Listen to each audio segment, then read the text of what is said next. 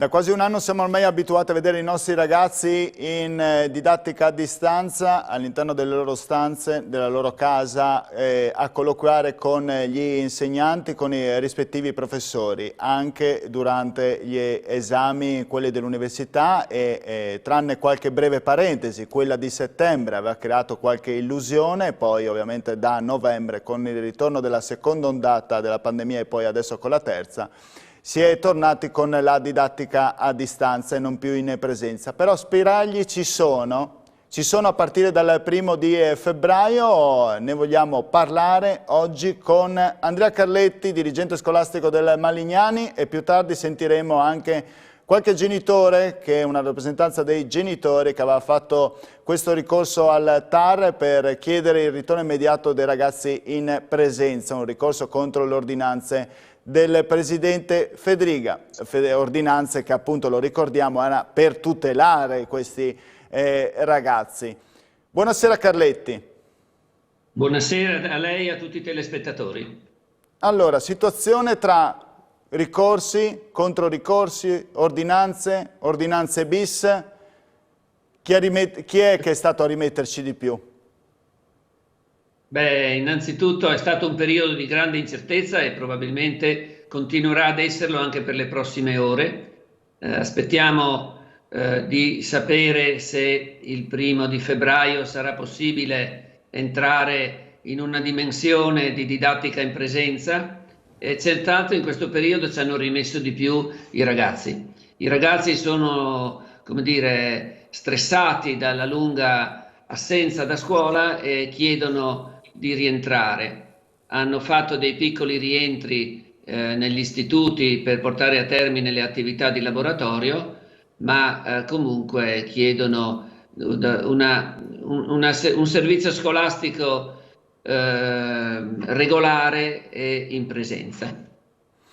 Allora, perché noi siamo fiduciosi di questo passaggio appunto alla zona gialla? Rimarremo in zona arancione anche la prossima settimana innanzitutto, ve lo riannunciamo dopo che l'abbiamo detto anche nel nostro telegiornale, ma perché, come vedete collegandoci anche con i siti, tipo questo di Repubblica, dice che l'RT in Italia scende sotto l'1 dopo 5 settimane, poi c'è anche il caso Lombardia, di la verità scandaloso, una settimana in rosso per un errore tornerà in arancione a partire da questa. Il fatto che scenda l'RT dopo 5 settimane, compreso il Friuli Venezia Giulia, che da 0,94 è sceso al 0,88, fa sperare. Anche dalle parole, le sentirete adesso, da parte dell'assessore Rosolen e dall'assessore Pizzimenti. Sentite quello che dite e poi lo facciamo commentare al preside del Malignani, Carletti. Assessore Rosoleni, il TAR ieri non ha attuato la sospensiva della vostra ordinanza, quindi i ragazzi alle superiori in presenza ritorneranno dal 1° febbraio come avevate deciso già da tempo. Ecco. Insomma, sono soddisfazione per questa decisione? Non si tratta di soddisfazione, perché le motivazioni che ci hanno spinto a questa scelta erano di mero carattere sanitario. Tant'è che dopo la nostra prima ordinanza il Friuli Venezia Giulia è passato in zona arancione e adesso l'RT si è abbassato tanto da farci presupporre di ritornare in zona gialla. Il tema sanitario è l'unico tema che ha guidato le scelte dell'amministrazione regionale in questo frangente, assieme a un altro tema che ritengo importante, che è quello del peso sul sistema sanitario di questa epidemia. A fronte di una media di 250 ricoveri, anche nei periodi peggiori della prima fase, siamo arrivati a circa 800 ricoveri. Le ospedalizzazioni pesano su un sistema e la scuola non è un soggetto esterno a un sistema comune. Per quanto riguarda un messaggio da dare alle famiglie, sia quelle che in modo molto civile insomma, hanno accettato le vostre decisioni, sia quelle che hanno cercato di far valere altri diritti, ecco, qual è il messaggio, visto che i ragazzi comunque stanno per ritornare in classe? Il primo messaggio è che l'istruzione è forse uno degli unici diritti costituzionali che sono stati garantiti anche durante la pandemia, con forme e modalità diverse, su cui comunque gli insegnanti e i ragazzi si sono impegnati, e che da parte di questa amministrazione in ogni frangente e in ogni fase, esattamente come ora, la salute fisica, psicofisica e l'istruzione dei ragazzi è rimasta la strada lungo la quale ci siamo mossi. Si ritorna in classe il 1° febbraio, la speranza naturalmente è quella di arrivare in fondo fino a giugno, però pronti eventualmente a rifermarsi? Guardi, è uno dei motivi per i quali non abbiamo fatto ripartire la scuola il 7 gennaio. A fronte di dati epidemiologici in peggioramento, credo che rifermare le lezioni in presenza sarà il vero e autentico danno nei confronti dell'organizzazione delle scuole e dell'educazione dei ragazzi. Sul fronte trasporti voi eravate già pronti prima, lo siete anche adesso immagino, cambia qualcosa? No, sui trasporti cambia che bisogna capire finalmente come partiranno le scuole, perché adesso c'è la novità che forse chiedono di rientrare al 50% con turno unico e quindi stiamo rimodulando. Certamente noi siamo pronti, eravamo pronti già la settimana scorsa, addirittura con un piano di trasporto con il 75% delle presenze in aula. Per cui adesso attendiamo questa settimana, la prossima che entra, per capire definitivamente come sarà questo modello di rientro in classe. Cioè Udine e Gorizia avevano un sfasamento di 2 ore, un doppio turno alle 8 alle 10, quindi con rientro ovviamente all'1 e alle 15. Adesso so che in queste ore la dottoressa Beltrame chiederà un incontro col prefetto per vedere se rimodulare o meno il programma. Certo è che se non ci danno in tempo però ovviamente le nuove iniziative bisogna riorganizzare tutto e quindi ci vogliono anche qualche giorno per poter capire come fare. Bisogna rimodulare tutto, orari e anche quantità di bus a disposizione. Ecco, sul fronte dell'edilizia scolastica, in questo caso per il Pordenonese? No, sul Pordenonese è stata una forte attenzione da parte della Regione per quanto riguarda l'edilizia scolastica, in generale della Regione, in particolare sul Pordenonese perché, devo essere sincero, sono stati investiti diversi milioni di euro che dal 2018, quindi dal 2018 ad oggi, battono a 56 milioni di euro. Per circa 66 interventi solo che riguarda al di fuori delle superiori. Quindi poi ci saranno ovviamente quelli per le superiori dell'EDR famoso, che hanno una loro autonomia, che aumentano ovviamente il volume sia di quantità che di qualità delle scuole. Ha sentito Carletti? Sì, ho sentito molto bene i 2 assessori. Ecco, il turno unico al 50%. Può andare incontro ai vostri desiderata, dei suoi e anche dei suoi colleghi? Ci siamo sentiti nelle ultime ore anche noi dirigenti della zona udinese e la maggioranza delle scuole ha espresso questa possibilità di dare un servizio a partire dalle 8 di mattina e al 50% della popolazione scolastica. Naturalmente con la massima flessibilità siamo tutti disposti a seguire le indicazioni delle autorità civili, delle autorità sanitarie e a fare tutto quello che va fatto nel caso in cui i parametri sanitari cambino improvvisamente. Quindi in caso a fermarvi nuovamente, che sarebbe una sconfitta un po' per tutti, però sareste pronti a rifermarvi nuovamente nel caso in cui il quadro epidemiologico dovesse peggiorare, ecco. Sì, mi hanno colpito le parole dell'assessore Rosolen che nell'intervista ha detto che la scuola non va considerata come un apparato separato dagli altri apparati economici e sociali complessivi. E questo è chiaro, bisogna ottenere la massimizzazione della sicurezza e cercando di dare il servizio pubblico che è giusto dare alle famiglie e ai ragazzi. Il parametro della flessibilità rimane sempre e la flessibilità va a salvaguardia di tutti.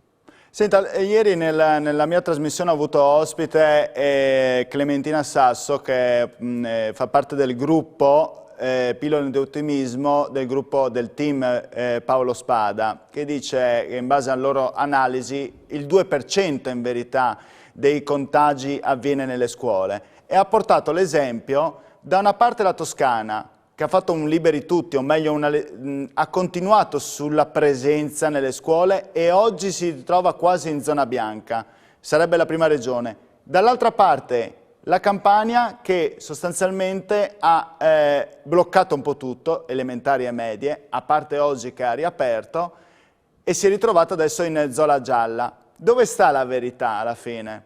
La scuola è fonte di contagio? Tornando indietro andava bene fermare tutto, secondo lei? Noi abbiamo avuto un breve periodo di didattica in presenza durante il quale non abbiamo registrato importanti e significative epidemie, allargamento del contagio. Abbiamo invece osservato che i contagi sono singoli, di singoli ragazzi o di singoli docenti, che arrivano a portare nella scuola il contagio che di solito viene preso in famiglia. Questa realtà ci fa dire che la scuola ha non soltanto un filtro importante nell'identificazione delle persone contagiate, ma anche un apparato di sicurezza che mette in quarantena le persone che sono state in contatto con queste. All'interno delle scuole l'attenzione è altissima, ci sono dei responsabili Covid che fanno un ottimo lavoro di relazione con l'azienda sanitaria e con l'azienda sanitaria teniamo sotto controllo questi casi. È estremamente importante che questo continui e che venga valutato anche a livello complessivo, non solo secondo la nostra visione, che è una visione di istituto. Senta, le chiedo un'altra cosa, sui vaccini, tanto si è parlato, le dosi, stiamo aspettando le dosi, sappiamo la questione Pfizer e sappiamo che sono talmente pochi in questo momento che ovviamente devono andare precedenza al personale sanitario, poi agli ultraottantenni, case di riposo, perché sappiamo dove ci sono state anche le vittime per le case di riposo. Ma vaccini a insegnanti e studenti, prima di tutti gli altri, sarebbe da fare? Ma prima di tutti gli altri c'è una priorità stabilita dal Ministero della Sanità che ritengo sia stato creato secondo un principio che è ancora valido e quindi io terrei conto di quella priorità. Ma magari anticipare adesso che stanno arrivando magari anticipare adesso che arriveranno anche 9 dosi da parte di AstraZeneca.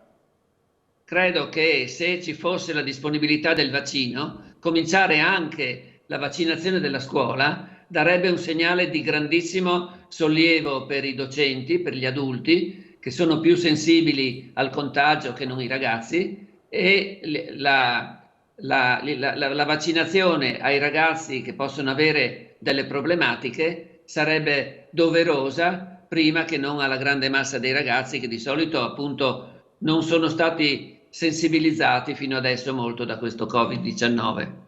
Senta, le chiedo l'ultimissima cosa, ruberò un minuto alla pubblicità e poi andremo appunto anche con la seconda persona ospite.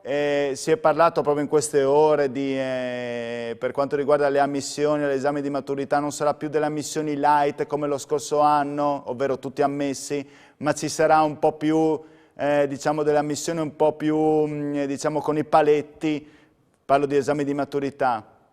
Dove sta, secondo lei, la giusta misura? Bisogna liberalizzare un po' come lo scorso anno per gli esami di maturità, visto che tanti hanno fatto la didattica a distanza, oppure è giusto reintrodurre i paletti di una volta e quindi non riammettere chi non riesce, insomma, chi non è bravo, ecco?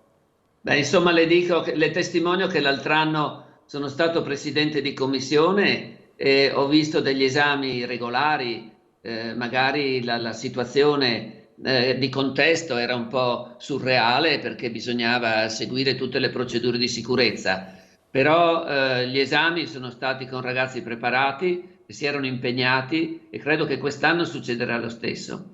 Le previsioni sulla norma non siamo abituati a farle, evidentemente quando uscirà l'ordinanza degli esami di Stato capiremo l'indicazione del Ministero, ma ritengo che non si voglia appesantire la situazione psicologica dei ragazzi introducendo elementi di novità o di aggravamento della difficoltà. Ritengo quindi che sia da agire con buon senso, chiedendo a questi ragazzi che hanno perso 2 anni scolastici, che avranno perso 2 anni scolastici a giugno, da un punto di vista delle relazioni e della loro sicurezza personale, cerchiamo di metterli nelle condizioni di dare il meglio di quello che possono dare, perché non possiamo chieder loro l'impossibile.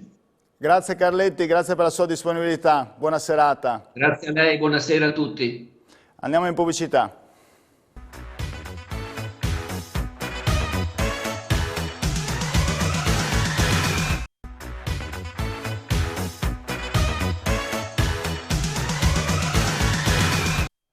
Eccoci, bentornati in diretta con Screenshot. Non perdete a proposito questa sera la finale di Lo Sapevo, che si sfidano le Pro Loco di Attimis contro Buio. Mi raccomando, appuntamento quindi alle 21 insieme alla nostra Alexis Sabot. Ma noi torniamo con Screenshot 345 99 568 97 per chi volesse intervenire nella nostra trasmissione, via messaggio ovviamente, con il tema della scuola.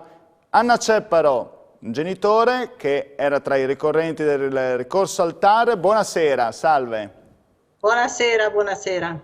Allora, il primo ricorso è andato bene, il secondo un po' meno, ma la verità è che il 1° febbraio è dietro l'angolo, come quasi la zona gialla. I ragazzi potrebbero tornare a scuola, non so se hai sentito prima l'intervento del preside Carletti, ma anche le interviste di Rosolen e Pizzimenti.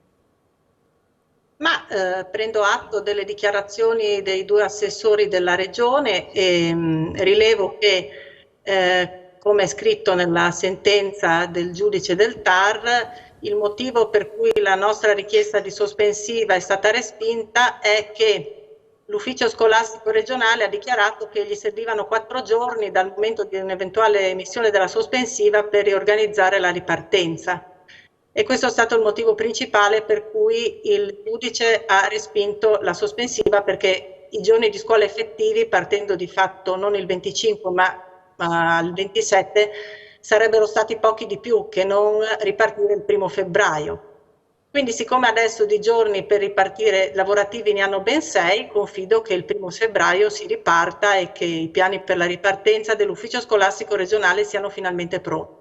Cioè, però lei ha la sensazione, così come gli altri ricorrenti, di aver comunque smosso un po' le coscienze, avere un po' velocizzato, ecco, anche questo ritorno a scuola, che magari poteva essere anche, diciamo, rinviato, magari non il primo, ma magari anche dopo? Ma prendo atto che sono mosse un po' le acque in tutta Italia, non solo qua, ma in Lombardia, in Emilia-Romagna, in Campania, in tante regioni ci sono stati ricorsi e in molti casi il TAR ha dato ragione parzialmente o totalmente, oppure ha respinto le richieste di sospensive d'urgenza, rimandando però a un momento successivo il giudizio in merito. Quindi c'è una richiesta di rientro a scuola e finalmente qualcuno si è fatto carico di contrastare appunto certe ordinanze regionali che vanno secondo me un po' contro il dettato del Comitato Tecnico Scientifico, che aveva già da dicembre dato il nulla osta per la ripresa in presenza nelle scuole nelle zone arancioni e gialle. Oltretutto dopo si vedrà il banco di prova quando ricominceranno i ragazzi, effettivamente dove stanno anche magari i contagi. Abbiamo sentito che i contagi alla fine si annidano nelle famiglie. Un veicolo potrebbe essere le scuole, anche se, come ha detto Carletti, le scuole hanno dei dispositivi di sicurezza che sono ben pronti, insomma, ad affrontare questo. Semmai probabilmente questa zona arancione che sta diventando gialla è frutto magari di quei giorni rossi che ci sono stati a cavallo tra Capodanno ed Epifania. E adesso a questo punto cosa farete? Aspetterete, immagino? Aspetterete di vedere cosa accade? Nessuna forma di protesta particolare?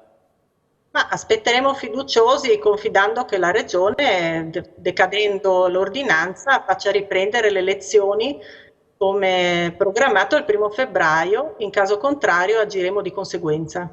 Quindi siete sempre pronti a vedere, insomma, siete sempre alla finestra, come si suol dire, ecco. Sì, non escludiamo niente, nel senso che noi siamo pronti a fare tutto per far valere i diritti dei nostri figli. Ecco, quanti eravate voi a fare questo ricorso? Tanti, pochi, una rappresentanza? Il primo ricorso eravamo in 12, il secondo in 19 e poi abbiamo avuto circa un centinaio di simpatizzanti che ci hanno aiutato dal punto di vista economico. Ecco, perché qualcuno ha detto non si sa chi sia questo gruppo di genitori, di la verità ne abbiamo ospitato già 2 o 3, insomma, quindi alla fine li facciamo vedere anche in volto, non avete nessuna paura, insomma, a farvi vedere. Qualcuno pensava che fosse di qualche parte politica, magari, ecco. Quando l'interlocutore non sa cosa rispondere nel merito alle istanze di una persona, tira fuori che l'opponente è politicizzato. Cioè, mi sembra una risposta di chi è corto di argomenti. Quello che invece lei ha avuto a che fare, immagino, con i suoi figli, o suo figlio, adesso non ho idea, insomma, uno studente delle superiori. Io ho 2 figli in didattica a distanza. Come la vivono? Allora, loro non la vivono neanche troppo male, però quando abbiamo intrapreso questo percorso sono entrata in contatto con tante persone i cui figli vivono la cosa con molto dolore e molto pesantezza. Ecco, ci dica cosa la motivazione principale che ci ha spinto a fare ricorso, non tanto le mie istanze personali, ma quelle delle persone con cui sono entrata in contatto, che sono tante, che non si espongono, ma che vogliono che i figli tornino subito a scuola. Ecco, ci dica che cosa raccontano dei loro figli, magari, non dico nel privato ovviamente, ma in generale, casi emblematici che magari ci sono nelle famiglie di questi genitori, di questi figli, che sono magari anche lasciati da soli, Sono lasciati da soli in molti casi perché, a differenza del lockdown di marzo, noi siamo a lavorare, io e mio marito siamo a lavorare fuori casa, per esempio, quindi i figli sono davanti al computer da soli tutta la mattina e il pomeriggio sono altrettanto da soli fino alle 6 di sera. Le racconto solo il caso emblematico della cuoca dell'azienda dove lavoro, che mi dice che lei va a lavorare tutta la mattina e lei a metà mattina deve telefonare al figlio perché si svegli, perché altrimenti non accende neanche il PC per collegarsi. Queste sono cose di cui non si parla, ma trovo semplicistica l'affermazione dell'assessore dell'istruzione quando dichiara che la didattica a distanza garantisca l'istruzione. La trovo francamente un'affermazione imbarazzante. Ma non per colpa degli insegnanti, che stanno dando l'anima, ma perché pretendere di sostituire la didattica in presenza per periodi di tempo prolungati con la didattica a distanza integrale è per me demenziale. Non lo dico io, lo dice Miozzo, che è il coordinatore del comitato tecnico scientifico. Però hanno cercato di tutelare la salute, ha detto l'assessore, cioè nel senso, se l'abbiamo fatto è per tutelare la salute dei ragazzi che magari potevano essere veicolo, portarlo a casa dei propri genitori e magari portarlo ai nonni, c'è una questione di salute, non è una questione di non volere... Guardi, io ho parlato con più di un medico di base in questo periodo che mi ha detto che il contagio, loro hanno avuto rarissimi casi di contagi portati in famiglia dagli studenti. Nella stragrande maggioranza dei casi quello che loro hanno rilevato è che il contagio entra in famiglia dagli adulti che si contagiano nei luoghi di lavoro o nelle occasioni di incontro sociale. Quindi la scuola ha avuto un ruolo e lo ha, perché non dimentichiamo che gran parte della scuola, grazie a Dio, è ancora in presenza in questa regione. La scuola ha un ruolo assolutamente marginale. E vorrei capire anche se sono state fatte indagini, perché la scuola è stata vivisezionata, no? Ma se sono state fatte indagini sulle catene di contagio in altri luoghi differenti dalla scuola. Lo potete chiedere, insomma, ecco, lo potete fare questo, lo potete sempre chiedere, ecco, immagino. Sì, noi abbiamo chiesto tante volte, ma è uno dei motivi per cui ci siamo decisi a fare ricorso. Abbiamo sempre mandato lettere, richieste. Non avevate risposta, vi siete arrabbiati, ecco. Non avevate risposte. Le risposte sono sempre state di circostanza. Ho capito. Va bene, io però la ringrazio. È stata gentilissima, peraltro la vedo anche molto combattiva, insomma immagino che la battaglia non debba finire qua, insomma, ecco, da parte vostra, me l'ha fatto anche capire Permetto di dire un'ultima cosa, e mi ricollego a quanto ha detto il dirigente, giustamente Carletti. Anche lo slogan di dire la scuola deve ripartire per non richiudere più è appunto uno slogan, per trovare la scusa per non riaprirla mai o il più tardi possibile, perché in pandemia è assurdo pretendere che la scuola apra per non richiudere mai. La scuola deve adeguarsi ed essere flessibile, quindi nei momenti di picco deve adattarsi anche a dei periodi di didattica a distanza, perché no?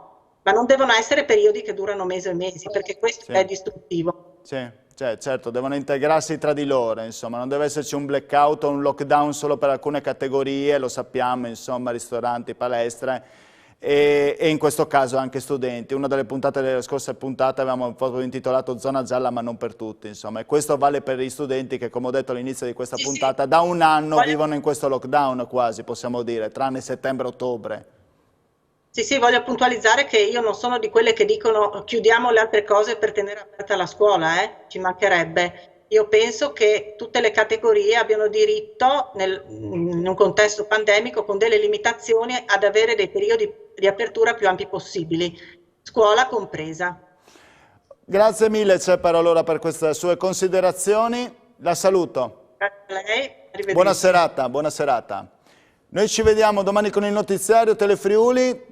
Continuate a proseguire con la nostra programmazione, vi ricordo, lo sapevo, con Alexis Sabato in onda tra pochi minuti e poi noi ci vediamo invece mercoledì, giovedì, venerdì sempre con Screenshot. Arrivederci, buona serata.